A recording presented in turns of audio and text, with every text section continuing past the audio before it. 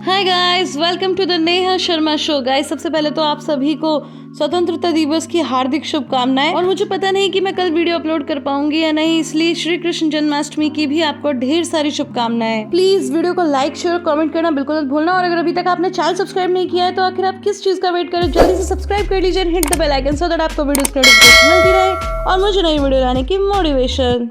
Episode की शुरुआत में हम देखते हैं कि मुनीर अपने रूम में आता है तो उसे नज़ीर के एक आदमी का कॉल आता है जो उसे बताता है कि कल आकर वो लोग बाहर और उसके बच्चों को किडनैप करने वाले हैं।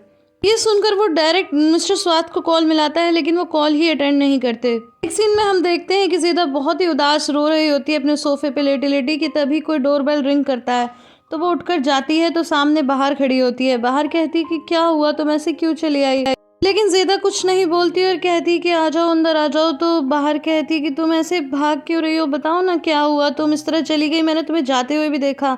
जब मैं उस आदमी से बात कर रही थी तब भी मेरा ध्यान तुम्हारी ही तरफ था। ज़ेदा कहती है कि तुम्हारी जॉब का क्या रहा। तो बाहर कहती है कि हाँ, उन लोगों ने मुझे हायर कर लिया, अब पहले वो थोड़ा काम सिखाएंगे, फिर कुछ दिन बाद मैं अपना काम स्टार्ट कर दूंगी। पर तुम बताओ, तो वहाँ से क्यों चली आई, ऐसे क्या हुआ आखिर।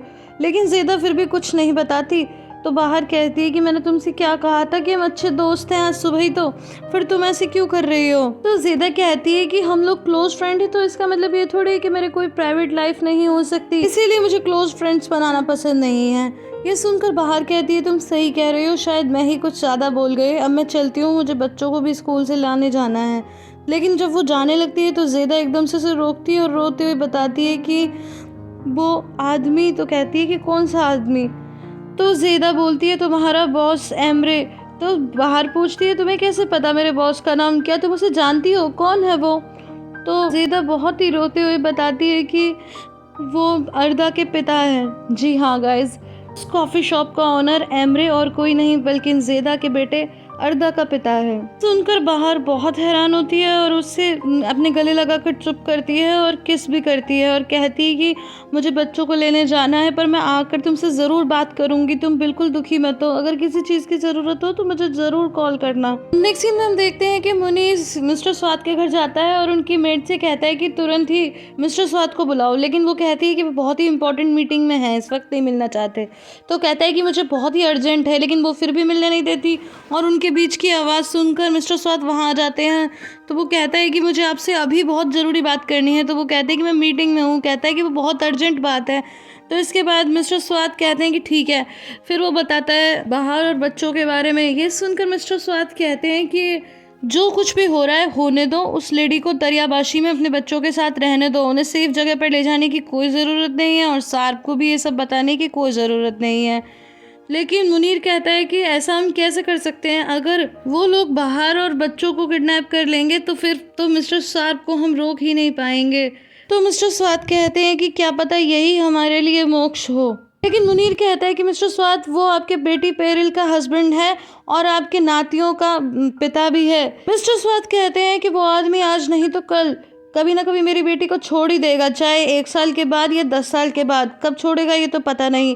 वैसे भी तुमने उसकी बातें तो रिकॉर्डिंग पर सुनी थी और जिस बेशर्मी से उसने अपने फ़ोन में बाहर का नंबर सेव किया था, उसके बाद तो मुझे कोई उम्मीद है नहीं।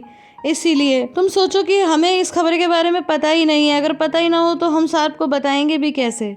लेकिन मुनीर कहता है कि इसके बावजूद भी मिसेस पेरिल तो प्यार करती है ना मिस्टर शार्प से। तो मिस्टर स्वात कहते हैं एक औरत का पति नहीं रहता तो कुछ टाइम बाद वो भूल जाती है, वो भी भूल ही जाएगी, इसलिए जैसा मैं कह रहा हूँ वैसे ही करो। नेक्स्ट सीन में हम देखते हैं कि ये लिज एक कस्टमर को ड्रेस दिखाती है, लेकिन वो कहती है कि ड्रेस शॉर्ट है तो उसे लॉन्ग ड्रेस दिखाने लगती है। लेकिन इसके बाद भी वो सेटिस्फाई नहीं होती तो उसे रेड ड्रेसेस दिखाने लगती है। लेकिन वो चूँकि यहाँ पर नई थी और वहाँ काम करने वाली एक वर्कर बीच में ही उसे रोककर उस लेडी को अटेंड करना शुरू कर देती है, क्योंकि गाइस कहीं ना कहीं वो चाहती है कि ये लिज अपना काम ठीक से ना कर पाए, और क्योंकि वो वर्कर तो पहले से ही काम कर रही है इसीलिए वो आराम से ड्रेसेस दिखा पाती है। और यहाँ तक कि जाते जाते जब वो लेडी ये पूछती है कि ट्रायल रूम कहाँ है, तो ये भी एलिस को पता नहीं होता क्योंकि उसका तो फर्स्ट डे होता है। तो वो कहती है कि आई एम सॉरी, अभी मुझे कुछ देर ही हुई है इसलिए मुझे कुछ पता नहीं। लेकिन ये सारी चीज़ें उस शॉप की ऑनर भी नोटिस करती है और एलिस को बहुत ही ध्यान से देखती है। इसके बाद नेक्स्ट सीन में हम देखते हैं हर और आरिफ बच्चों को स्कूल से लेने के लिए जा रहे होते हैं। तो तभी आरिफ कहता है कि ज़ेदा को क्या हुआ, मैंने देखा था वो रोते हुए अपार्टमेंट के अंदर जा रही थी। तो बाहर कहती है कि उसने किसी ऐसे को देख लिया जिसे वो देखना नहीं चाहती थी। तो आरिफ कहता है कि क्या उसने हिकमत को देखा, लेकिन वो बताती है कि नहीं, उसने किसी और को देखा है, पर मैंने ठीक से पूछा नहीं क्योंकि मुझे तो तुम्हारे बच्चों को लेने जाने की जल्दी थी ना, इसीलिए। थोड़ी देर बाद बाहर बताती है कि मेरी सार्प से बात हुई और मैंने उससे पूछा कि क्या मेरे बच्चे सेफ हैं, लेकिन जानते हो उसने क्या कहा? उसने कहा कि मुझे नहीं पता। तो आरिफ कहता है कि अच्छा, तो और क्या बताया उस आदमी ने? तो वो कहती है कि उसने कहा कि वो मुझे किसी सेफ जगह पे ले जाएगा बच्चों के साथ, लेकिन मैं नहीं जाने वाली। मेरा क्या लेना देना है एक मैरिड आदमी से जिसके 2 बच्चे भी हों। तो आरिफ कहता है कि अगर मैं तुम्हारे लिए कोई ऐसी जगह ढूंढूं तो मेरा मतलब है कि जो इस्तांबुल से थोड़ी दूर हो, और जब तुम्हारे उस आदमी का, मेरा मतलब तुम्हारे पति का मामला निपट जाए और सब कुछ शांत हो जाए तो तुम यहाँ वापस आ जाना। तो बाहर कहती है कि हाँ, पहले मैंने इसके बारे में सोचा था, लेकिन फिर मैंने सोचा कि अगर मैं यहाँ पर रहूँगी तो यहाँ पे तो बहुत से लोग हैं, तुम हो, ज़ेदा हो, लोकल लोग भी हैं हमारी मदद करने के लिए, लेकिन अगर मैं कहीं और रहूँगी तो फिर मुझे अकेले रहना पड़ेगा। लेकिन आरिफ कहता है कि नहीं नहीं, मैं तुम्हें अकेला नहीं छोड़ूंगा, मैं भी तो तुम्हारे साथ जाऊँगा। तो इस पर वो चुप हो जाती है। तो फिर वो बोलता है, अच्छा, तो तुम सोच रही हो कि अभी 2 दिन पहले ही तो इस आदमी ने अपनी नाक तुड़वाई है और अब ये मेरा ख्याल रखेगा, इससे अच्छा तो ये होगा कि ये अपना खुद ही ख्याल रख ले। लेकिन बाहर कहती है कि हे राम, मैंने तो ऐसा कुछ नहीं सोचा, तुम क्या बोल रहे हो, ऐसी बात तो मेरे ध्यान में ही नहीं आई। लेकिन आरिफ चिढ़ा रहा था उसे। नेक्स्ट सीन में हम देखते हैं कि एक और कस्टमर येलिस की शॉप पर आती है और उससे पूछती है कि मुझे शॉर्ट ड्रेसेस दिखाओ। तो येलिस कहती है कि किसके लिए? तो वो लेडी मुंह बनाने लगती है और फिर से उसकी दूसरी वर्कर आकर के उस कस्टमर को हैंडल करने लगती है और इस तरह से जो भी कस्टमर आते थे वो येलिस से वो ले जाती थी। और बेचारी येलिस तो अभी नई आई है तो उसे अभी इतना ज्यादा काम समझ नहीं आ रहा होता है। यहाँ पर मैं एक और बात बताना चाहती हूँ। Well, I am not sure, but जिस दिन येलिस को ये पता चला था कि जाले ने ज़ेदा को जॉब से निकाल दिया है, उसी दिन येलिस ने अपने बच्चों को उनके पिता के पास पहुंचा दिया था, क्योंकि उस दिन से वो बच्चे तो घर में नजर नहीं आ रहे और वैसे भी इन लोगों को फाइनेंशियली बहुत दिक्कत हो रही थी। नेक्स्ट सीन में हम देखते हैं कि बाहर और बच्चे घर आते हैं, लेकिन बाहर कहती है कि बच्चों तुम अपने कपड़े बदलो और मैं थोड़ा ज़ेदा से मिलकर आती हूँ। लेकिन बच्चे जिद करने लगते हैं कि मम्मा हमें भी ले चलिए यार दीदी के पास। तो फिर वो भी बच्चों को लेकर ज़ेदा के घर जाती है, लेकिन ज़ेदा बहुत ज़्यादा रो रही थी तो इसीलिए उसकी आंखें अलग ही सूज जाती हैं। तो ये बात डोरुक नोटिस कर लेता है और डोरुक कहता है कि दीदी आप रो रही थी क्या? लेकिन वो कहती है कि नहीं बेटा, वो तो मेरी आंखों में एलर्जी हो रही थी ना, इसीलिए मेरी आंखें ऐसे लग रही है जैसे मैं रो रही हूँ। अभी मैं टी बाथ लूंगी ना तो सब ठीक हो जाएगा। तो फिर डोरुक पूछता है कि दीदी ये टी बाथ क्या होता है? तो फिर बाहर कहती है कि ज़ेदा तुम हमारे घर आ जाओ, मैं तुम्हें टी बाथ लगा दूंगी और साथ में डोरुक भी देख लेगा। तो वो कहती ठीक है, मैं थोड़ी देर में आती हूँ। और फिर जब जाने लगते हैं तो निशान कहती है ज़ेदा दीदी आपको पता है कि मॉम की जॉब लग गई? तो वो कहती है कि हाँ तुम्हारी मॉम ने मुझे बताया। निशान बोलती है पता है येलिस आंटी ने मुझे कहा है कि वो मुझे पहली सैलरी आने पर फ्रॉक दिलाएंगी। तो बाहर कहती है कि बेटा ऐसे जल्दबाजी नहीं करते, पहले तुम्हारी आंटी की पहली सैलरी तो आने दो। फिर ज़ेदा कहती है कि बेटा अगर मेरे पास पैसे होते ना तो मैं तुम्हारे लिए पूरा संसार ही खरीद लेती। तो डोरुक उससे गले से लग जाता है और कहता है आप बिल्कुल ठीक हो जाओगी ज़ेदा दीदी। इसके बाद बाहर और बच्चे घर चले जाते हैं। वैसे गाइस क्या आपको पता है कि टी बाथ क्या होता है? मुझे नहीं पता, अगर आपको पता है तो कमेंट सेक्शन में बताना। नेक्स्ट सीन में मिसेस हदीजा काम कर रही होती हैं कि तभी मिस्टर अनवर बाहर से आते हैं तो वो उनका वेलकम करती हैं। गाइस यहाँ पर मैं एक बात कहना चाहती हूँ कि मुझे ये थोड़ा अजीब लगता है। आई मीन घर के ही मेंबर एक दूसरे का वेलकम करते हैं, वैसे अच्छा है।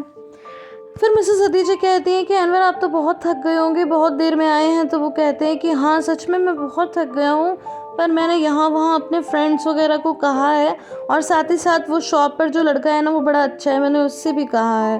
तो मिसेस हदीजा कहती हैं कि हाँ आपने बोर्ड भी लगा दिया है, लेकिन मिस्टर अनवर बोलते हैं कि अरे वो बोर्ड तो अब हवा में उड़ गया, मुझे फिर से बनाना पड़ेगा। फिर मिसेस हदीजा बताती हैं कि बाहर को जॉब मिल गई और ये सुनकर मिस्टर अनवर बहुत खुश होते हैं। थोड़ी देर में शीरीन वहाँ आ जाती है और कहती है कि मॉम अब आप क्या चाहती हो कि मैं पूरे घर में पोछा लगाऊं? तो कहती है मैंने अभी तक ऐसा तो कुछ नहीं कहा। तो वो कहते हैं कि मैंने सोचा कहीं मुझे सिंड्रेला वाली जिंदगी तो नहीं जीनी, अब मुझे एक नॉर्मल खाना मिल जाएगा या फिर आप लोग जो प्लेट में खाना छोड़ दोगे वो खाना पड़ेगा। और ये सब बोल के वो जाने लगती है। तो मिस्टर अनवर उसे रोकते हैं और कहते हैं कि अब तुम्हें अपने लिए जॉब ढूंढने की ज़रूरत नहीं है। तो शीरीन बहुत खुश हो जाती है और पूछती है कि पापा मुझे अब जॉब ढूंढने की ज़रूरत क्यों नहीं है, क्योंकि वो बोलते हैं कि मुझे एक गारमेंट की शॉप पर जॉब मिल गई। तो मैंने पहले वो वहाँ पर बाहर की बात की थी, पर क्योंकि अब बाहर को जॉब मिल गई है जैसे कि तुम्हारी मॉम बता रही हैं, तो फिर अब तुम वहाँ जाके काम करना। वैसे भी वहाँ पर भारी भारी फैब्रिक इधर उधर उठा के रखने थे, तो फिर मैं परेशान था कि पता नहीं बाहर कैसे करेगी, लेकिन तुम तो ठीक हो तो तुम ही कर लेना। शीरीन भी मिस्टर अनवर के लिए एक साइन बोर्ड बनाती है जो वाकई बहुत सुंदर होता है, लेकिन उसे देखकर अनवर कहते हैं कि बरसात में तो ये सारा बह जाएगा, लेकिन वो बोलती है कि पापा आप चिंता मत कीजिए, बिल्कुल नहीं बहेगा क्योंकि मैंने इस पर वाटरप्रूफ पेंट किया है। सीन में हम देखते हैं कि बाहर ज़ीदा को एक आइस पैक लगाती है और डोरुक बहुत ही ध्यान से देखता है और कहता है कि मुझे ये बिल्कुल भी अच्छा नहीं लग रहा। ज़ीदा पूछती है क्यों, तो फिर डोरुक बोलता है क्योंकि मुझे लगा कि आप अपने सर पे सारी की सारी चाय पत्ती गिरोगी। ये सुनकर किसान हंसने लगती है और इसके बाद बाहर कहती है कि चलो तुम्हारी ज़ीदा दीदी को थोड़ी देर अंदर आराम करने दो। वो लोग अंदर जाने लगते हैं तो निशान कहती है मॉम क्या आप लोगों की बात ख़त्म हो जाए तो फिर थोड़ी देर में हम भी आ जाएं। तो वो कहती है कि ठीक है आ जाना। बाद हम ज़ीदा को देखते हैं जो बेड पे लेटी होती है और उसके पास ही बाहर बैठी होती है और बाहर कहती है कि ज़ीदा एक बात बताओ कि तुम अर्धा के पापा एमरे को देखकर अचानक इतना दुखी क्यों हो गई, वहाँ से चली आई और तो लगातार रो रही हो। ज़ीदा बताना शुरू करती है मैं एमरे से बहुत प्यार करती थी, बहुत ज़्यादा। वो गर्मियों की छुट्टी में अपनी ग्रैंड मदर के यहाँ रहने के लिए आता था। मेरा परिवार उसकी ग्रैंड मदर के यहाँ गार्डनिंग का काम करता था और इस तरह से हम सब में दोस्ती हो गई। वो मुझसे बहुत ही अच्छी तरह से बात करता था और मुझे कभी भी किसी भी बात पर लड़ता नहीं था। ये बात मुझे बहुत अच्छी लगती थी और अगर कोई भी बच्चा उसे परेशान करता था तो फिर मैं बदले में उससे लड़ती थी। फिर धीरे धीरे हम लोग यंग होने लगे और फिर जो होना था वो हुआ, लेकिन कुछ टाइम के बाद पता चला कि मैं प्रेग्नेंट हूँ। बाहर पूछती है कि क्या तुमने एमरे को बताया, तो वो कहती है कि नहीं मैंने उसे नहीं बताया क्योंकि उस वक्त उसकी फैमिली जर्मनी में थी, पास ना कोई फ़ोन नंबर था और ना ही कोई एड्रेस, तो मैं कहाँ ढूंढती। कुछ टाइम के बाद मुझे अपनी आंटी की बेटी से पता चला कि वो इस्तांबुल आ गया, तो मैंने उससे कुछ पैसे लिए और मैं इस्तांबुल आ गई। सोचा कि उसे ढूंढ लूँगी, लेकिन ऑफकोर्स मैं उसे ढूंढ नहीं पाई। बस फिर मैंने रेंगना शुरू कर दिया। रेप्टाइल्स भी इस तरह से नहीं रेंगे होंगे जिस तरह मैं रेंगी हूँ। भूख, प्यास, गरीबी, बेइज्जती, धोखा। और फिर मैंने अर्दा को जन्म दिया, एक बच्चे को मैं अपनी गोद में लेकर, और करती भी क्या, मैंने अपनी आंटी की बेटी को फिर से फ़ोन मिलाया और अपने पेरेंट्स तक खबर पहुंचाई। पहले तो मेरी माँ ने कहा कि भूल कर भी यहाँ ना आए, लेकिन फिर खबर आई कि मेरी माँ का कहना है कि अगर मैं चाहूँ तो अपना बच्चा उन्हें दे सकती हूँ, लेकिन इसी शर्त पे कि मैं दोबारा कभी गाँव वापस नहीं आऊँगी। फिर मैं करती भी क्या, मुझे यही करना पड़ा। तो बाहर कहती है फिर एमरे का क्या हुआ, क्या वो ये सब जानता है? तो वो बोलती है कि नहीं, वो कैसे जानेगा। तो बाहर कहती है कि तुमने कभी कोशिश नहीं की फिर उसे ढूंढने की इंटरनेट वगैरह पे। तो ज़ेदा बोलती है कि तब तक मैं यहाँ पर इन सब कामों के लिए इतनी फेमस हो चुकी थी कि वो ऑफ कोर्स इस तरफ तो नहीं आएगा।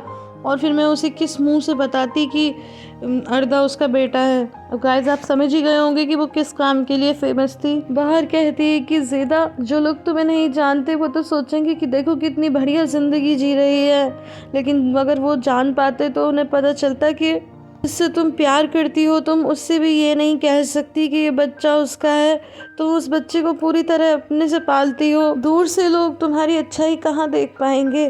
तो ज़ेदा बीच में ही रोक देती है और कहती है कि मैं बस ऐसे ही जीना चाहती हूँ, ऐसे ही रहना चाहती हूँ, क्योंकि मैं बस हमेशा यही महसूस करना चाहती हूँ कि जैसे मैं उसे प्यार करती थी वो भी मुझे प्यार करता था। मुझे डर है कि अगर कहीं मैं बच्चे के बारे में बताऊँ तो फिर कुछ बुरा ना हो जाए। फिर बाहर पूछती है कि इतने समय के बाद जब तुमने अपनी आंखों के सामने उसे देखा तो तुमने क्या महसूस किया। तो ज़ेदा बोलती है कि पता नहीं, मैंने सोचा कि काश मैं बता पाऊँ तुम्हें अपने बच्चे के बारे में, काश ये सब तुम जान पाते, पर अब ये सब कुछ ख़त्म हो चुका है, अब सब कुछ हो चुका है। फिर वो निशान को आवाज़ देने लगती है कि निशान बेटा आ जाओ, मैं तुम पर वारी वारी जाऊँ, हमारी बातें अब पूरी हो गई हैं, तुम आ जाओ। तो बाहर कहती है कि अरे मैं देख कर आती हूँ, कहीं बच्चों ने सारा सामान फैला न दिया हो। और फिर ये एपिसोड यहीं पे ख़त्म हो जाता है। गाइस आई होप आपको ये वीडियो पसंद आई होगी। अगर पसंद आई है तो इसे लाइक, शेयर एंड कमेंट करना बिल्कुल भी ना भूलें। फिर मिलती हूँ अगले वीडियो में, तब तक के लिए bye bye and take care.